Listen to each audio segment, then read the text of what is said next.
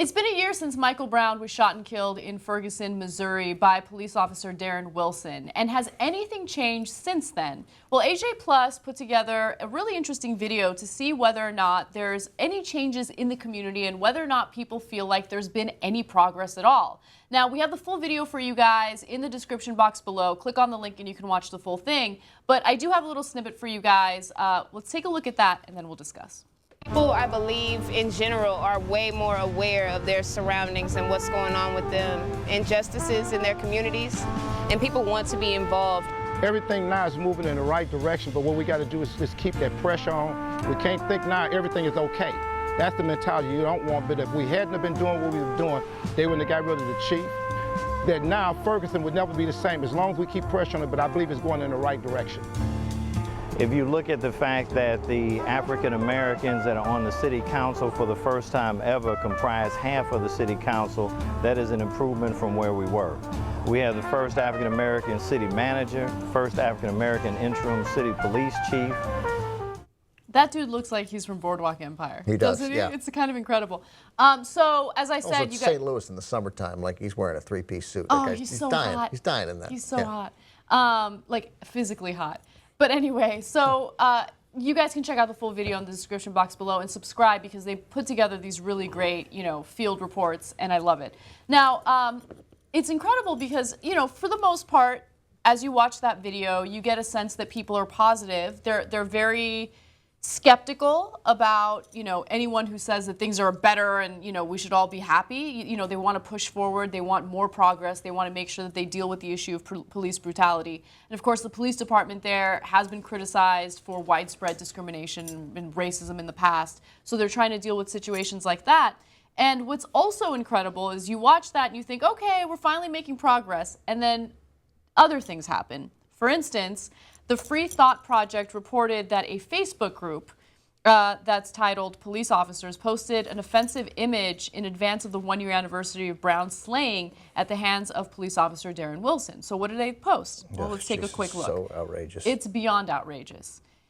In memory of Michael Brown, and then of course they have the dates, there was once a thug named Brown who bum-rushed a cop with a frown.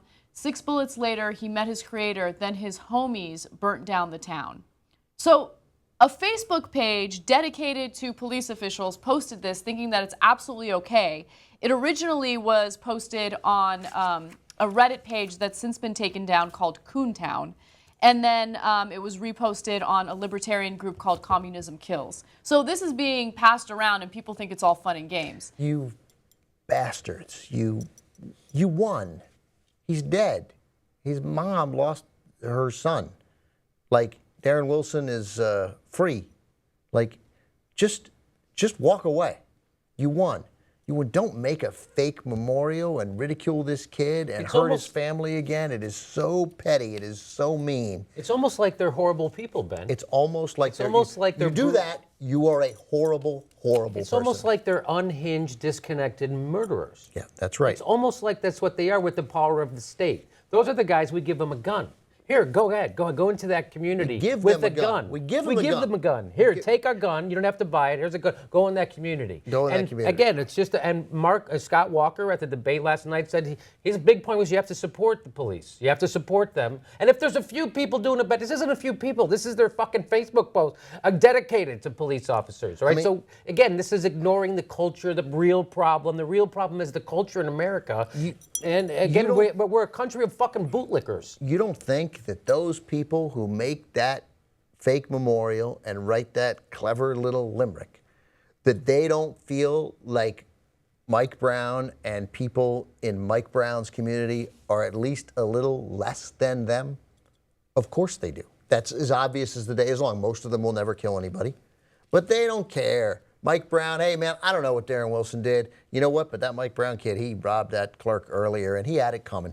And the people who were so angry, and some of whom set fires, they had it coming. They have it coming. They're less than. They're less than me. And if, God forbid, if a couple of those people lose their lives or get shot, as I try and make life safer for everybody, hey, that's the way it goes. And it's been proven that the thugs in Ferguson were the police department, the whole St. Louis County, they've done now complete investigations that's showing that their police departments were nothing more than revenue machines, illegally raising money off of the poorest people with the least amount of resources in the state. And So that's been going on for 100 years. been going on forever in St. Louis County, right? So the racist policies implemented through the power of the state with brutal force, those are the criminals. I've been saying this for years. The cops are the criminals in Ferguson, and it's not the people. It's not even a close call. They've been revealed to be criminals, yet I guess we can't put the whole police department in jail because that would take too long to prosecute.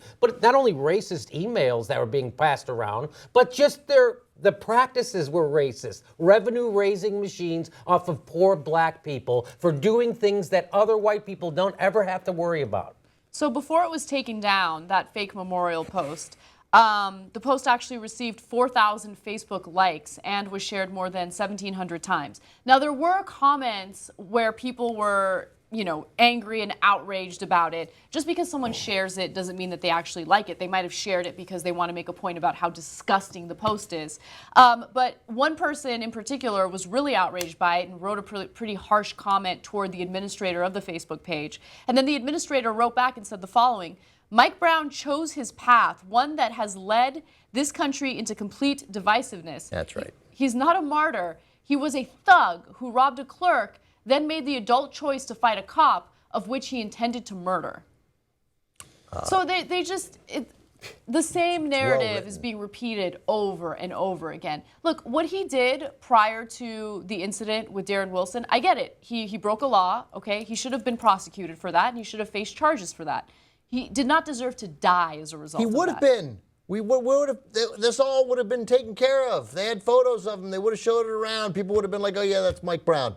He lives over there." He would have been arrested. He would have spent 6 months in county or 4 years. I don't know. Doesn't matter. We would never have heard about the story, and we would have gone about our lives. It's irrelevant. That's what I'm saying. It would have happened. Whatever happened would have happened.